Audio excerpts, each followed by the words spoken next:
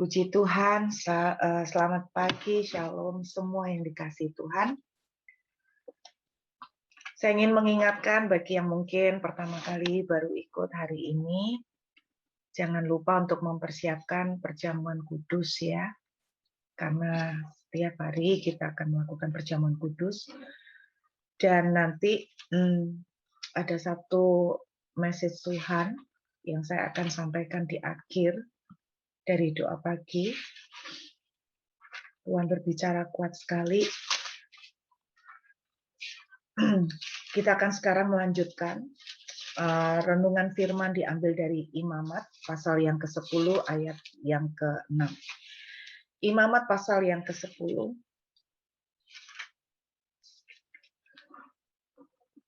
Minggu lalu saya bercerita tentang api yang asing, mengenai peristiwa kematian Nadab dan Abihu, dua anak dari Imam Harun. Imam Harun punya 4 anak ya, dan 2 anak Nadab dan Abihu mati karena membuat api asing.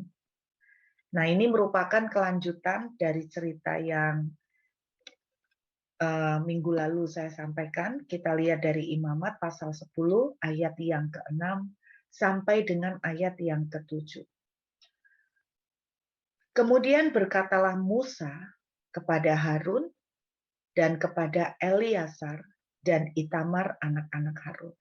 Jadi anak-anak Harun ada 4, 2 yang lain Eleazar dan Itamar. Janganlah kamu berkabung dan janganlah kamu berduka cita, supaya jangan kamu mati dan jangan Tuhan memurkai segenap umat ini. Tetapi saudara-saudaramu, yaitu seluruh bangsa Israel, merekalah yang harus menangis karena api yang dinyalakan Tuhan itu. Janganlah kamu pergi dari depan pintu kemah pertemuan, supaya jangan kamu mati, karena minyak urapan Tuhan ada di atasmu. Mereka melakukan sesuai dengan perkataan Musa.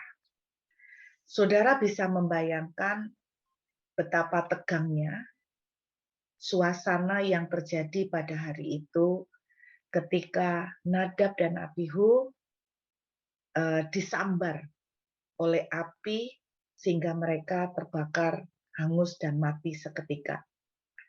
Saya bisa membayangkan bagaimana Harun dan keluarganya bukan cuma shock, tapi sangat berduka. Nah, Musa memberikan satu warning. Coba bayangkan, warningnya menurut saya tidak make sense. Namanya baru melihat anaknya terbakar, mati. Pasti dong reaksi normal, wajar kalau keluarganya berduka. Tetapi Musa justru memberikan sebuah warning, jangan berkabung dan jangan berduka cita. Saudara, pada waktu saya membedah 2 kata-kata ini, mempunyai pengertian yang dalam sekali. Jangan kamu berkabung dan jangan kamu berduka cita. Saya mau fokus dulu pada kata jangan kamu berduka cita. Bahasa asli memakai kata yang dipakai adalah merobek pakaian. Jadi seperti kita tahu pada zaman perjanjian lama ketika orang itu berduka cita, mereka itu betul-betul merobekkan pakaian. Tetapi kata merobek pakaian mempunyai makna dalam sekali, bukan sekedar tanda bahwa kamu sedang berkabung atau berduka cita, tetapi merobek pakaian juga berbicara mengenai hati, menunjukkan keadaan hati yang sangat penuh dengan rasa pahit, penuh dengan rasa susah, penuh dengan rasa kecewa. Saya ingat satu kali seorang raja di dalam kitab Raja-Raja diceritakan bahwa pada hari itu kondisi sedang sangat susahnya bagi bangsa Israel, bagi Samaria, karena Samaria dikepung Saya masih ingat cerita bagaimana seorang wanita dengan temannya janjian, hari ini kita makan bayiku, besok kita makan bayimu. Sampai ketika mereka menghadap raja, raja merobek pakaiannya. Bukan cuma sekedar tanda susah hati, bukan sekedar tanda berkabung, tapi lebih dalam lagi kondisi hati yang sangat hancur, kondisi hati yang sangat pahit, kondisi hati yang kecewa. Dengan kata lain, ketika berduka cita, ada unsur kecewa dan pahit hati di dalamnya. Musa berkata kepada Harun dan keluarganya, jangan pahit hati, jangan kecewa. Itu satu message Musa kepada mereka. Sangat mudah dan sangat sering terjadi buat kita semua, apalagi yang namanya manusia. Setiap kali kita ngalamin proses dari Tuhan, setiap kali kita mengalami satu ujian, adalah gampang sekali hati kita terseret di dalam rasa pahit. Adalah gampang sekali kita terseret di dalam rasa luka. Nah, saudara, ternyata setiap kali muncul saya melihat kata jangan kamu berkabung dan jangan kamu berduka cita, itu berkaitan sekali. Musa bilang, jangan kamu berkabung. Kata berkabung menarik sekali, dituliskan dengan bahasa asli yang punya arti membuka tudung. Membuka tudung. Oke? Jadi pengertian yang saya tangkap di sini, bahwa Musa itu berkata, jangan kamu pahit hati, dan jangan kamu membuka tudung. Saudara, ketika kita itu susah hati, ketika kita itu kecewa, ketika kita itu terluka, apalagi ketika itu kita sampai pahit hati, maka tanpa sering kita sadari, kita sedang membuka tudung kita. Ketika kita kecewa, kekecewaan itu sangat berbahaya karena apa? Ketika kita kecewa, ketika kita lagi sakit hati, kita sedang membuka tudung perlindungan Tuhan. Kita sedang membuka tudung proteksi Tuhan. Saudara ingat bahwa ketika orang Israel dalam perjalanan masuk ke padang gurun, Tuhan memberikan 2 tiang. Tiang awan untuk melindungi mereka pada waktu siang dan memimpin mereka pada waktu siang, dan tiang api pada waktu malam. Jangan dipikir bahwa tiang awan dan tiang api cuman sekedar dalam tanda kutip, cuman sekedar sebuah pimpinan Tuhan untuk menunjukkan ke arah mana mereka berjalan. Tetapi tiang awan dan tiang api ini adalah juga tudung proteksi. Tudung proteksi seperti apa? Saya pernah cerita kepada saudara bahwa ketika pada malam hari di perjalanan di padang gurun itu sangat mudah yang namanya ular tedung, ular beludak itu keluar dari sarang. Kenapa? Biasanya kalau padang gurun itu pada waktu siang hari itu panas sekali. Dan saudara ketika panas, maka ular itu akan bersembunyi di dalam-dalam di bawah pasir. Jadi mereka tidak akan bisa melihat. Sehingga sebetulnya perjalanan di padang gurun itu ada banyak dalam tanda kutip ranjau-ranjau yang tidak terlihat. Tetapi salah satu tujuan Tuhan memberikan tiang api bukan cuma untuk menunjukkan penerangan kepada mereka, tetapi sekaligus untuk menjaga mereka daripada ular-ular tedung yang menggigit mereka. Nah, berbicara tentang ular tedung, yuk kita lihat kembali. Saya teringat kisah Bilangan pasal 21. Kita lihat kitab Bilangan pasal yang ke-21, Saudara ya. Cerita tentang ular tembaga. Perhatikan ayat 4. Bilangan 21 ayat 4.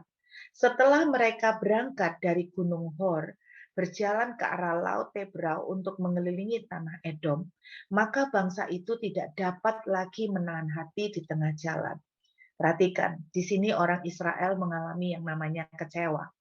Lalu mereka berkata-kata melawan Allah dan Musa, "Mengapa kamu memimpin kami keluar dari Mesir, supaya kami mati di padang gurun ini? Sebab di sini tidak ada roti dan tidak ada air, dan akan makan makanan hambar ini kami telah muak." Saudara, mereka kecewa sekali dengan Musa, mereka kecewa sekali dengan Tuhan.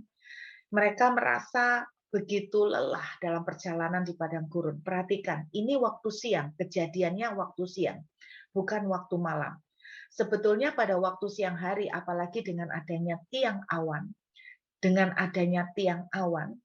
itu istilahnya kan kondisinya tidak sepanas kalau mereka tidak ada tiang awan. Sehingga sangat berpotensi ular-ular itu keluar. Tetapi dalam faktanya selama perjalanan mereka di padang gurun, selama Tuhan memberikan pimpinan berupa tiang awan, tidak pernah ular-ular itu keluar. Tetapi perhatikan, kalau ular-ular itu tidak pernah keluar, bukan berarti ular-ular itu tidak ada. Hal itu semata-mata karena ada proteksi Tuhan.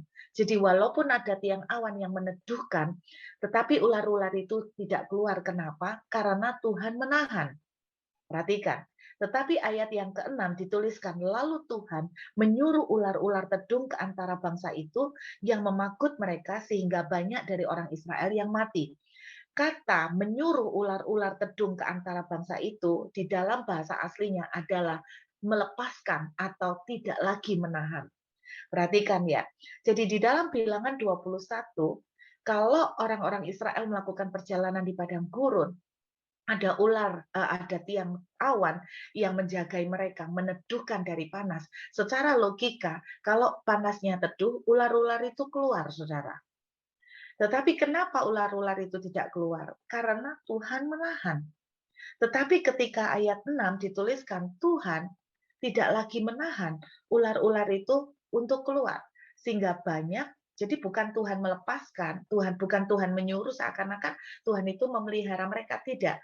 Tetapi penahan itu tidak diangkat oleh Tuhan, tidak lagi ada penahan, proteksi mereka, sehingga ular-ular itu memakut mereka. Nah, perhatikan saudara, kembali ke dalam kitab Imamat tadi. Ketika Musa berkata, jangan kamu berduka, jangan sampai ada rasa kecewa dengan Tuhan. Mungkin sangat rentan sekali buat Harun dan keluarganya. Mereka lelah-lelah melakukan tugas keimaman. Betapa seringkali kita itu tanpa sadar kita tuh juga merasa begini, aku ini sudah lelah-lelah pelayanan, aku ini sudah lelah-lelah menjaga jalanku supaya jangan sampai berbuat dosa, orang lain lihatan hidup seenaknya, tetapi kenapa Tuhan sepertinya memberkati, sedangkan aku berusaha untuk menjaga jalanku tetap benar, menyenangkan Tuhan, tetapi kenapa prosesku semakin tambah berat. Mungkin itu yang dirasakan oleh Harun dan keluarganya, makanya Musa kasih warning, jangan sampai ada akar pahit, jangan sampai ada rasa kecewa, jangan sampai kamu tuh bersusah hati sedemikian, sehingga kamu tanpa sadar kamu mengangkat tudung perlindungan Tuhan. Jadi saudara, jangan sampai tudung perlindungan Tuhan itu diangkat. Orang Israel dipakut ular, bukan karena di daerah itu tidak ada ular. Ada, tetapi selama ini ada tudung perlindungan Tuhan. Kekecewaan akan mengangkat tudung itu dari hadapan kita. Kemudian hal yang kedua yang Tuhan ingatkan melalui Musa di ayat yang ke-7. Perhatikan. Yang diingatkan Tuhan melalui Musa, jangan kamu pergi dari depan pintu perkemahan, pertemuan, supaya jangan kamu mati karena minyak urapan Tuhan ada di atas itu, di atasmu. Mereka melakukan sesuai dengan perkataan Musa. Hal kedua yang Tuhan ingatkan melalui Musa adalah jangan kamu pergi dari depan pintu pertemuan. Kita tahu kemah pertemuan adalah tempat di mana Tuhan itu hadir. Setiap kali Tuhan hadir, maka Musa dan Harun dan Yosua seringkali mereka itu menunggu berdiri di depan pintu kemah pertemuan. Hal kedua yang di-warning oleh Musa adalah jangan menjauh dari hadirat Tuhan. Saudara, betapa seringkali ketika kita itu sedang kecewa, ketika kita itu sedang kecewa dengan Tuhan, kita itu tanpa sadar sedang membuka celah, membuka tudung terhadap iblis. Nah, ular itu adalah gambaran iblis ya. Dan hal yang kedua, betapa seringkali kita itu gampang sekali menjauh dari hadirat Tuhan. Nggak doa-doaan lagi, males masuk dalam hadirat Tuhan, karena kita itu kecewa dengan Tuhan. Saudara, justru ketika kita tuh semakin menjauh dari hadirat Tuhan, kita akan ada di dalam posisi yang sangat berbahaya sekali. Kita akan menjadi sasaran empuk dari serangan iblis. Kita akan semakin jauh dari yang namanya berkat dan pertolongan. Musa bilang, karena urapan Tuhan ada di atasmu. Saudara, kalau ingat beberapa bulan yang lalu saya pernah berbicara, saya pernah mengajar tentang be anointed, arti diurapi. Salah satu pengertian diurapi adalah ada kuasa Tuhan ditaruh di atas kita. Ada favor Tuhan di atas kita. Sehingga orang yang diurapi akan dibuat Tuhan beda. Jadi pengertian urapan diurapi adalah ada favor Tuhan, ada VVIP, ada perlakuan istimewa dari Tuhan untuk kita yang membuat kita dibuat beda dari orang lain. Karena apa? Ada power, ada kuasa, ada mujizat, ada akses yang luar biasa di atas hidup seorang yang diurapi untuk mengalami keajaiban-keajaiban dan kehidupan supranatural. Nah, ketika kita kecewa, apapun yang terjadi ketika kita kecewa, kita tidak dijawab doanya, kita kecewa melihat pertolongan Tuhan belum terjadi, ketika kita kecewa melihat keadaan belum berubah, apapun yang menjadi alasan kekecewaan kita, ingat, Musa ingatkan, jangan kamu tuh sampai kecewa dan bersusah hati sebab itu akan membuka tudung perlindungan Tuhan. Dan ketika tudung perlindungan Tuhan, jangan sampai juga kamu tuh sampai menjauh. Kita sangat mudah ketika kita kecewa, kita menjauh dari hadirat Tuhan. Dan apa yang terjadi? Maka ketika kita menjauh, urapan Tuhan, yaitu akses untuk melihat supranatural, akses untuk mengalami kehidupan supranatural, itu otomatis juga terputus. Terputus favor Tuhan juga akan berhenti. Makanya justru ketika kita menjauh dari Tuhan, Bapak Ibu, maka chance kita untuk mengalami mujizat itu justru akan semakin kecil. Ketika kita makin menjauh dari Tuhan, justru kita akan semakin menjauh dari keajaiban-keajaiban. Saya ajak kita membuka Mazmur 73. Mazmur 73. Yuk kita lihat. Mazmur ini ditulis oleh salah satu bani, yaitu Bani Asaf. Perhatikan ayat 21. Ketika hatiku merasa pahit dan buah pinggangku menusuk-nusuk rasanya. Pemazmur juga merasakan hal yang sama, hatinya pahit, sakit, kecewa. Ayat 22, pemazmur menggambarkan, aku itu dungu dan tidak mengerti. Seperti hewan, aku di dekatmu. Nah, ini kalimat yang amazing.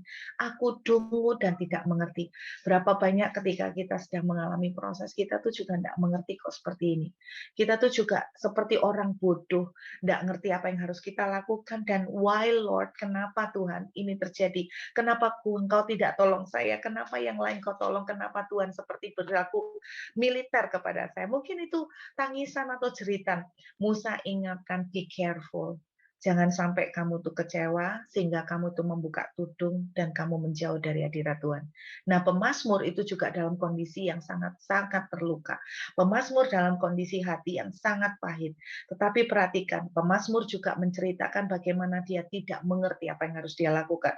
Dia juga tidak mengerti kenapa ini terjadi. Tetapi satu sikap yang luar biasa yang ditunjukkan pemazmur, seperti hewan aku di dekatmu. Ayat 23 pemazmur mengulang lagi, menegaskan lagi, tetapi aku tetap di dekatmu. Saya berdoa ini akan menjadi mental kita. Bahwa ketika kita itu sedang menghadapi sesuatu yang tidak seperti yang kita doakan, kita menghadapi sesuatu yang mengecewakan, biarlah kita berkata, aku tidak mengerti Tuhan, tetapi aku tetap di dekatmu. Aku tetap di dekatmu. Seperti hewan, itu gambaran betul-betul keadaan yang rendah. Seperti hewan Tuhan, tapi aku tetap di dekatmu. Amin saudara. Ayat 27, pemazmur berkata begini, sebab sesungguhnya, kenapa pemazmur bisa tetap di dekatnya Tuhan? Sebab sesungguhnya siapa yang jauh daripadamu akan binasa. Kau binasakan semua orang yang berzinah dengan meninggalkan engkau. Perhatikan Bapak Ibu, kita pikir bahwa berzina itu hanya benar-benar berzina hubungan secara seksual atau kita berzina dengan melakukan penyembahan berhala, tetapi ayat ini amazing dituliskan meninggalkan Tuhan itu juga berzina loh Bapak Ibu. Wow, meninggalkan Tuhan itu juga dengan berzina. Pemazmur bilang, semua orang yang berzina dengan meninggalkan engkau. Perhatikan, makanya kenapa kitab Imamat tadi pasal 10 dituliskan, jangan engkau menjauh atau pergi dari depan pintu kemah pertemuan, sebab ada urapan Tuhan atasmu, supaya engkau jangan mati. Kenapa? Karena ketika kita menjauh dari hadirat Tuhan, percayalah justru keadaan bukan makin baik, keadaan akan makin terpuruk, keadaan akan makin jauh dari yang namanya mujizat. Tetapi ayat 28, pemazmur mengakhiri dengan berkata, tetapi aku tidak kayak yang lain. Mudah-mudahan itu sikap kita. Tetapi aku suka dekat kepada Allah. Aku menaruh tempat perlindunganku pada Tuhan. Perhatikan, aku tetap berlindung pada Tuhan. Supaya dapat menceritakan segala pekerjaannya. Supaya pada akhirnya pemazmur bilang, kita akan melihat mujizat. Dan ketika kita melihat mujizat, kita mengerti kenapa Tuhan izinkan semua ini terjadi. Percayakah Bapak Ibu bahwa Roma 8 ayat 28 itu sungguh-sungguh terjadi buat anak Tuhan, bahwa sekalipun kita tidak suka, tetapi tidak ada sesuatu apapun yang kebetulan. Pemazmur bilang supaya nantinya aku bisa menceritakan, walah ternyata maksud Tuhan seperti ini. Dan aku bisa menceritakan betapa dahsyatnya perlindungan Tuhan, betapa dahsyatnya kehebatan Tuhan. Semalam saya lagi membahas dengan suami, tiba-tiba kami berbicara tentang, tiba-tiba entah kenapa kami itu teringat kembali tentang kisah-kisah bagaimana orang-orang yang waktu itu mau naik pesawat yang mau berangkat ke Singapura, terus kemudian kita tahu ceritanya bahwa terjadi kecelakaan di udara. Masih ingat ada cerita-cerita orang-orang yang sempat ngomel-ngomel, kenapa mereka karena telat nggak boleh masuk, cuma jeda sedikit pun mereka tetap tidak boleh masuk ke dalam pesawat. Ada yang menyesal-menyesal, satu keluarga sudah beli tiket untuk liburan, ternyata mereka ketinggalan, bukan ketinggalan, tapi mereka salah membaca email sehingga mereka tidak tahu kalau gate-nya dipindah. Hasil dari keluarga ini tidak berangkat. Mereka awalnya ngomel, tetapi ketika mereka tahu bahwa ketika pesawat itu mengalami kecelakaan, mereka yang tadinya ngomel, mereka berkata, duh puji Tuhan ya, duh terima kasih ya, untung ya, Tuhan selamatkan saya. Saudara, ketika kita sedang menghadapi ujian, ketika kita sedang menghadapi proses, bertahanlah untuk tetap dekat kepada Tuhan. Seperti pemazmur berkata, hatiku baik, aku dungu, aku tidak mengerti, tapi aku memutuskan, aku mau tetap dekat di hadirat Tuhan. Aku mau tetap berharap kepadanya. Aku tidak mengerti kenapa ini terjadi, tetapi aku percaya bahwa pada akhirnya aku akan dapat menceritakan betapa dahsyatnya perbuatan keajaiban Tuhan. Akhirnya aku akan bisa menyaksikan kebesaran dan kemuliaan Tuhan. Apapun proses dan ujian yang Bapak Ibu hadapi pagi ini, jangan pernah membiarkan kecewa. Jangan buka celah untuk iblis menjadikan saudara sebagai sasaran empuk. Jangan sampai buka tudung saudara, membuka perlindungan saudara. Dan jangan menjauh dari hadirat Tuhan. Saya masih ingat ketika saya mengalami titik terendah dalam kehidupan saya kecewa dengan Tuhan, karena saya melihat bahwa saya ini pelayanan, tapi Tuhan kok enggak tolong saya, kenapa keadaan saya kok makin susah. Saya sempat meninggalkan Tuhan 6 bulan. Dan honestly, selama 6 bulan itu, bukannya keadaan saya tambah baik, bukannya saya melihat mujizat. Masalah tambah masalah, kesusahan demi kesusahan semakin terpuruk, itu semakin terjadi pada saya. Justru kalau kita semakin menjauh dari Tuhan, kita menjauh dari sumber ajaib. Kita menjauh dari sumber berkat. Makanya pemazmur bilang, Berbahagia orang yang tetap dekat kepadamu, tetapi orang yang menjauh daripadamu akan kau binasakan. Saya berdoa pagi ini apapun yang menjadi ujian Anda, kita tetap mendekat kepada Tuhan, tetap mendekat. Kalaupun doa belum dijawab, tetap mendekat. Kalaupun pertolongan belum terjadi, tetap mendekat. Walaupun dengan banyak air mata dan berteriak, Tuhan, sampai kapan saya harus menunggu? Jangan sampai kecewa. Jangan buka tudungmu, tetap mendekat dan jangan menjauh dari hadirat Tuhan. Saya terlalu percaya, mujizat akan terjadi. Amin.